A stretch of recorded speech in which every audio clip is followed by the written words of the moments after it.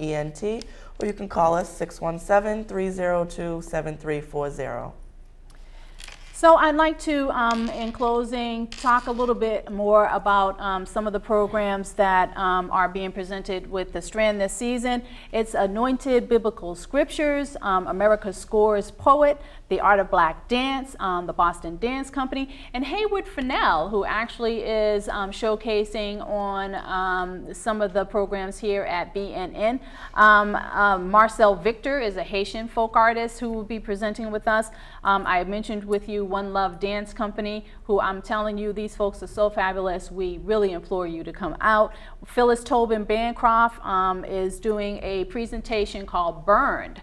She actually is a regional filmmaker who has been presenting not only in Boston, but LA and New York, and actually won the BET Award for her film Burns. And that is a part of our Veterans Tribute. Also, we have Ray Romano, who is a Latino poet. He's been across the world with a variety of opening acts, helping with different causes, most specifically geared towards children. And Secure Quartet and Friends is a young woman from Berklee College of Music who is singing with our 93rd birthday. And she actually is a pop artist who has some wonderful selections, not only for cover tunes, but some other interesting pieces as well. So they tell me I have a few more minutes to chat with you ladies, so I did want to talk a little bit more about your kids program, Tatiana. So tell us a little bit more about the kinds of artist development that you prefer. Well, basically everything is explained. There's a lot of different packages. On our website, tnvent.info. I don't think we have enough time to get into all of it, but definitely, you can definitely look all on there, and feel free to contact us on Twitter as well, at TNVENT, or at TNV_ENT. Wonderful. So now, Edna, what project are you working on now? Do you have a specific quilt that's sort of hanging out in your living room that you've been trying to get to or trying to finish up? Tell us about a bit about the process of the quilter and sort of the daily regime. Well, daily. You'd like to quilt daily, all day. But yes, I'm working on one, and it's Dream Girls. And I'm in the process of completing that. And we're going to have a quilt show in 212, so that's going to hopefully be one of the quilts that I exhibit there.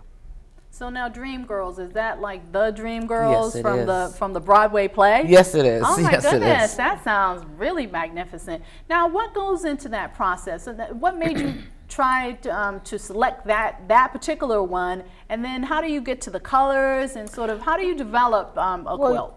Whatever inspires you, and then you might have a piece of fabric that you look at it and say, what am I going to do with this? Usually you go in the fabric store and you say, I got to have that, and 6 yards of that. And you pick it up and you take it home, and I'm lucky to have an area in which I can quilt in, and then put your stash on the shelf. And walking through the stash, sometimes looking through it, you say, well, let me pull this out, let me do this. You watch TV, you see something, and that inspires you.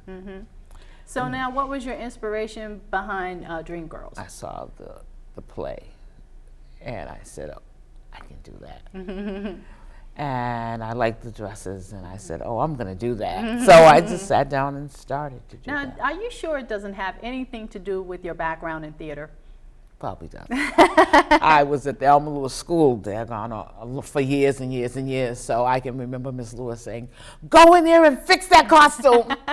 And you had to go in there, you went in the sewing room and you just picked up the fabric and stitched up a tear or a rip, or I can remember the year I had to put the hoods on the black nativity robes.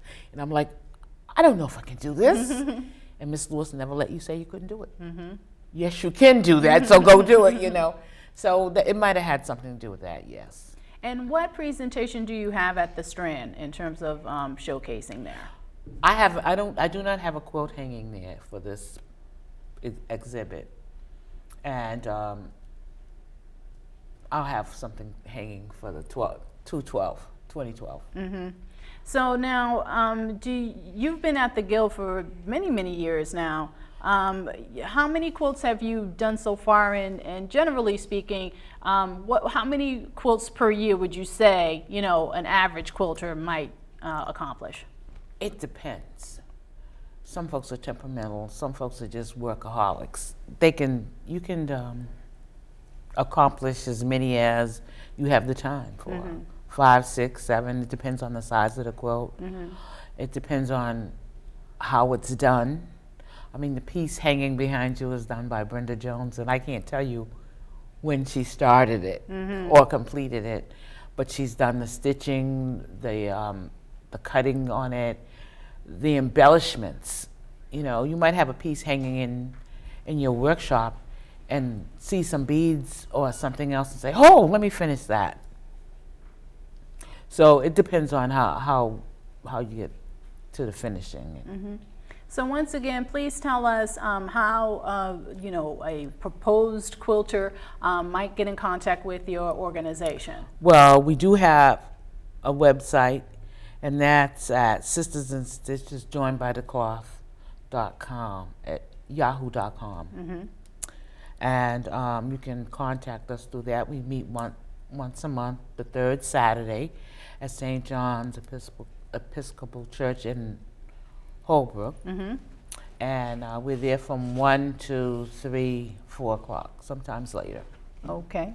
And Tatiana, in wrapping up, please tell us how to get in contact with TNV, and also tell us one more time how a contestant can join in order to be a part of America's Next Top Rapper. Great. Well, all interested artists 16 and above, go to www.americasnexttoprapper.net. Our website is www.tnvent.info, and tickets are available at the Strand box office every day from 10 to 8. Wonderful. Now, I'd like to, in closing, talk a little bit more about the Strand. Once again, we began in 1918, and all kinds of fantastic artists have graced our stage, from Jerry Lewis to Alfred Hitchcock to Dizzy Gillespie, and more recently, KRS has been a part of our illustrious stage, as well as Reuben Studdard. As you may remember, it came from America's American Idol, but he actually presented at the stage with Ain't Misbehavin'. So in the coming year, we are down for January and February, but in March we are back with the Boston Ballet. So we are so excited about having them there. Of course, many of you may know there are 1,400 seats at the Strand, and the last time we presented the Boston Ballet, it was full to capacity. I couldn't even get a ticket, and our office presents it. They said you could volunteer to be, an usher Alder and see it. I could not believe it. The place was packed. So please do call the Strand and ask about tickets, 617-635-1403.